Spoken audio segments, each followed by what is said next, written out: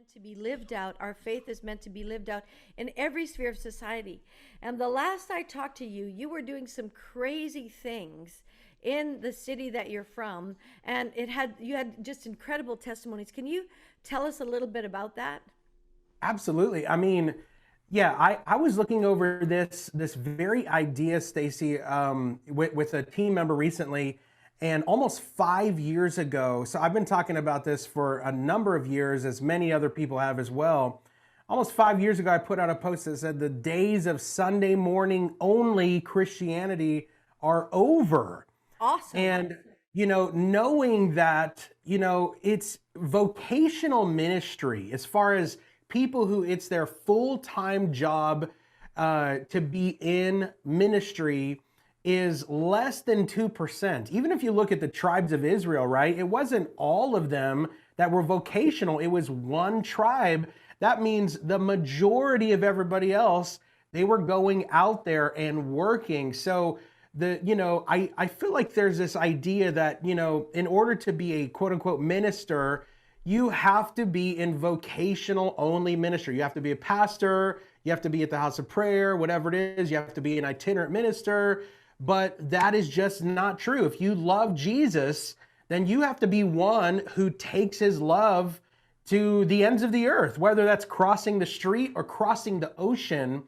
And we've been doing this with worship for many years now.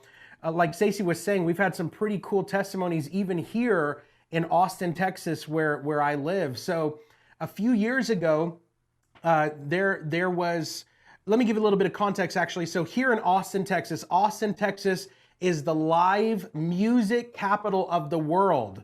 In fact, on any world of the world, Google it. It's the live music capital of the world. That means on any given night, there are up to 600 to 1,000 bands playing live in our city every single night.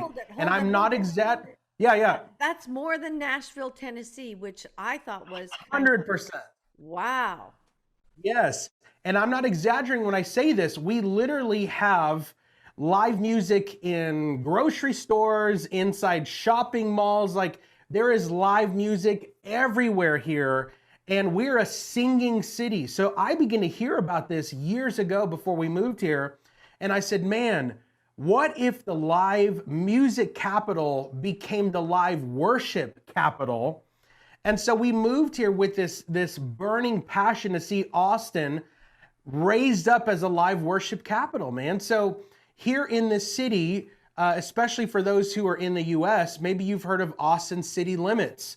It's a very famous venue and a very famous TV show where guys and gals like Johnny Cash and Willie Nelson, Janis Joplin, from the past generation, and now today, Coldplay, Beyonce, Jay-Z, basically anybody who has been in the music world, period, secularly, this is like the mountain that you have to come to when you finally made it.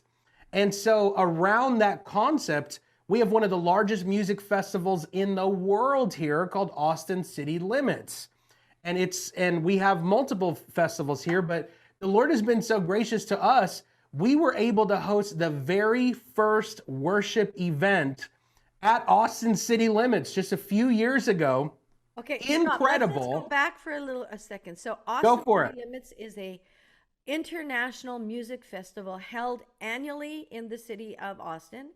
And Yes. it is filled with secular bands. So all the types Yes. of bands that you mentioned, Top Name, and anybody can sign up to go into the festival. So you signed up your worship band? No. You can't sign up to go into it. I mean, you can sign up to attend and go to the festival, but you can't just sign up and say, hey, we're going to play it. Like this is the Jebusite stronghold, man. This is the mountain, the music mountain. And here's how it worked, okay? So we were praying into this. We started receiving some prophetic words that God was going to give us Austin City Limits. So we're praying into it. We're saying, God, how's this going to happen? Because we started doing some research and called, and because all of these top bands and artists go there every single night, to rent the venue for one night, it's up to $400,000 to rent the venue for one night. Because I mean, some of these artists, that's no big deal for them in order to come and play the venue, right? So we were like, man, Lord, how are you going to do this? And so long story short, we had been doing night and day prayer here in the city, just hosting prayer meetings, worship meetings, just pounding the heavens. And so we got inspired one staff meeting one day. Why don't we call these guys and just see, it couldn't hurt to ask. I mean, the worst that's going to happen, they're going to say no. Long story short, we called them up. They had heard about us because we were also stepping into some of the other festivals here in town.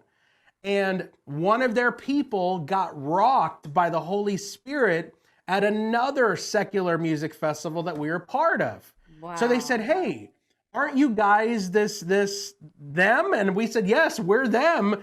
And they said, man, the woman we're talking to on the phone, she said, man, I don't know what this is, but I just like your vibe. Like your aura is really cool.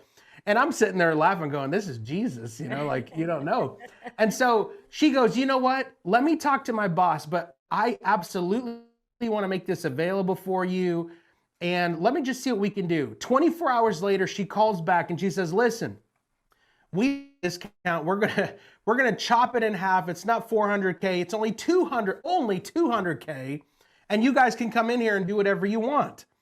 And so I took it as a sign. I said, man, what if we believed God to come in, just like David went to the Jebusite stronghold and he conquered it and he made it, the mountain of the Lord, the city of David, encamped about this place. Said, what if we went for it? Just for the sake of time, long story short, God began to give us favor. We began to raise the money and we landed up hosting this 3-day event called Presence. Maybe some of you guys and gals were there. We had thousands of people from around the world.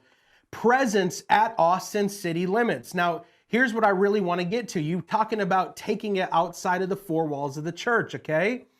I asked them, guys, has there been another ministry or church that has come here to host worship?